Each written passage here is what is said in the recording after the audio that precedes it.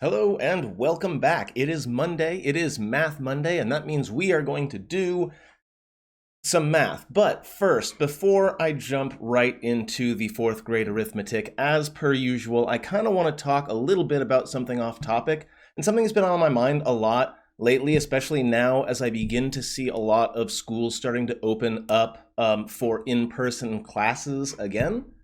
And, hmm, there's a lot to talk about there, and I don't know really my feelings on it fully, so let's explore a little bit. Distance learning is something that I used as a supplement long before COVID happened.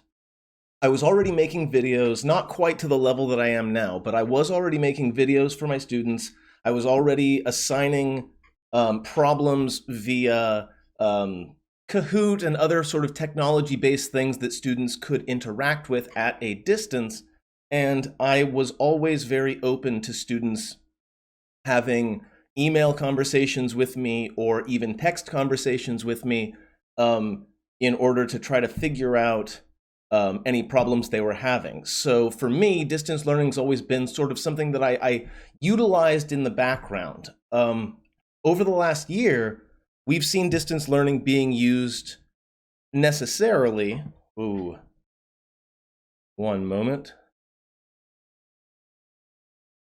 Okay, there we go. We've been seeing distance learning being used necessarily as basically the only option. And that has really highlighted a lot of inequities that already existed and are made a lot worse through this. And we've learned a lot. And there are bits of good news. There are ways that distance learning can be used going forward to provide amazing options for students who have a hard time sitting still in class, or students who would prefer to learn at their own pace, or students who don't jive with a particular teacher for whatever reason but are willing to do the work at a distance. I think these are wonderful options, but they have to be treated as privileges for the time being, because the equipment and infrastructure that is necessary to engage in distance learning is not equitably distributed, right? There are a lot of folks who don't have access to the internet at all. There are some folks who have really, really bad internet, or who have several people living in their house, and they can't utilize that much internet in one day because it starts to slow down for everybody if everyone's trying to study at once. It's not an equitable system. If, for example, the internet were a public utility and everyone was guaranteed access to a reasonably fast internet connection, the way we are, in theory, guaranteed access to clean water and electricity that works, again, for varying values, of course. Flint has something to say about water, and we here in California have a few things to say about power. Yeah, in theory. But the internet isn't even considered a utility in theory, and thus it doesn't have any of those protections. It's not considered an emergency if someone does not have internet access, and that needs to change if we are going to be utilizing distance learning going forward. And I think that we should. I think that it's really important that we learn the lessons that we've got now and add it to the things we were already doing so that we can cater to a wider variety of learning styles. And I think that students should be allowed to to act in a self-directed way. They should be able to choose their path. And if they decide that the pace of the school is too fast or too slow, I support them using distance learning options to maybe go at their own pace. Especially now that we've got lots of technology options like Khan Academy, which I've been using my whole career, which can be used to keep track of how a student is doing through a bunch of various standards. So, I don't know. On the one hand, it's a big equalizer. On the other hand, it can be really rough. I have found that one-on-one meetings have been working really, really well. Small groups with 2 or 3 students have been working pretty well, but once you hit 4 or 5 students, it starts to be difficult. And I have friends who teach who either their students don't show up at all, or they can't tell whether their students are understanding or not. And that is very, very difficult. As a teacher, my biggest job is to try to keep track of and be continuously assessing how is my student doing at any given time. And in a classroom, I can do that. I can walk around to different students. I can look them in the eyes and say, hey, how's it going? How you feeling about this? You want to talk about this little thing and maybe explain something to me so that I can understand that you know it? All that other good stuff. You know, nothing like I'm not going through and quizzing people, but it's more like just having a quick conversation just to check in and see how everyone's doing. I can't really do that on a Zoom call with 20 students. It's not really possible.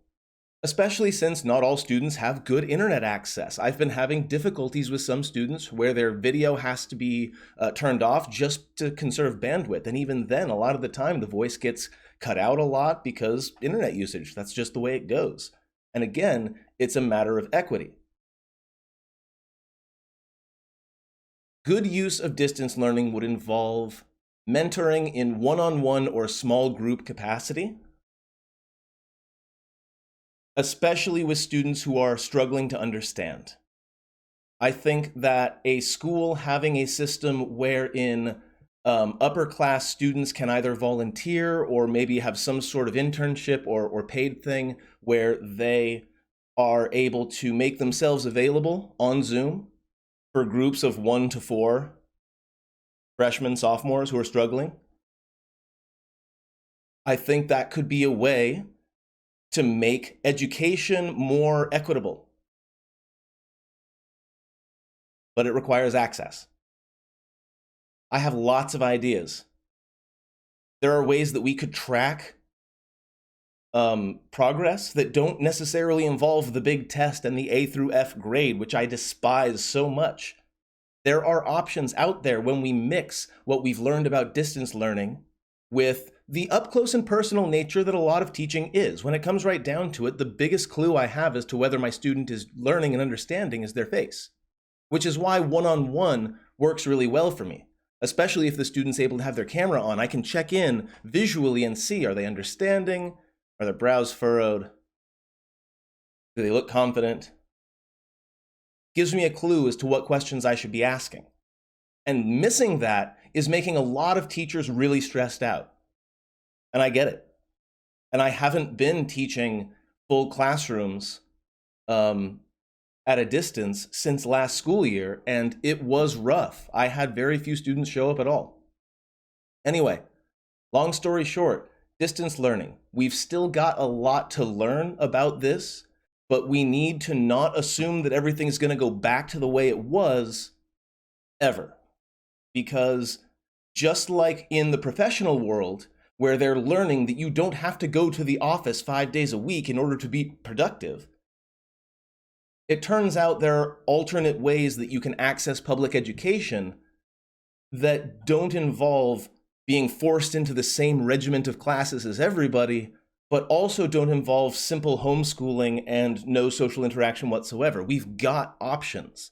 Anyway, we're going to go ahead and move on into the bulk of this stream, where I go ahead and jump onto Khan Academy myself, and I work through some problems, and I give my advice on how to teach this stuff.